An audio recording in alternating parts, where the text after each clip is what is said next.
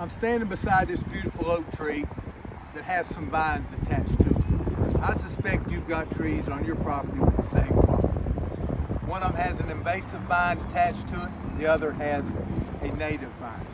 The invasive species is the English ivy. It is evergreen, so you'll see the green leaves year-round. English ivy won't kill the tree, but it will continuously grow up and go out the limbs. And the problem is it will mask any decay or rot in the tree. You just can't see it. The other one is the native poison ivy. I'm standing under poison ivy branches right now. They're just getting ready to bud out. You can see the little leaves on the end. Poison ivy branches can go out 5, 6, 8 feet long. I have stood under the shade of poison ivy before and think it was part of the tree. Now the way you control both vines is to cut a chunk out of the vine to sever the roots from the top. As soon as it's severed, the top will die. So what we do, you can use a saw, you can use a pair of loppers for the smaller vines, you can use an axe. Sometimes I'll use a machete, but today I'm going to use a good saw. And so what you do,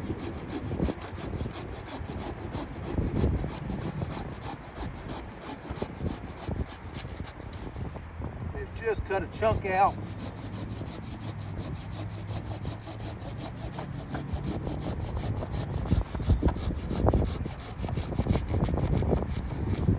As you do it,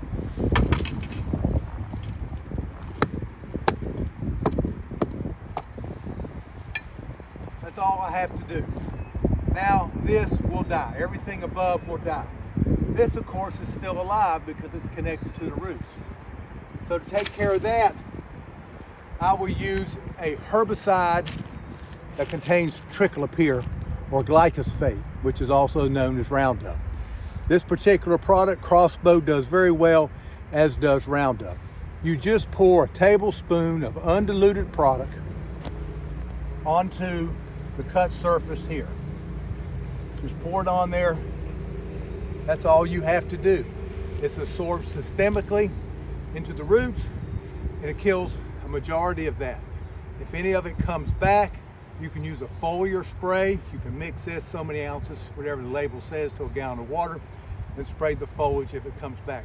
But this will pretty much stop it in its tracks. Everything above here will die in the next 6 to 8 weeks, and this will begin to die too. So it's basically a cut stump treatment, as we call it. Very easy to do with a minimum amount of tools. I'm Rhett Davis with the North Carolina Tree Farm Program.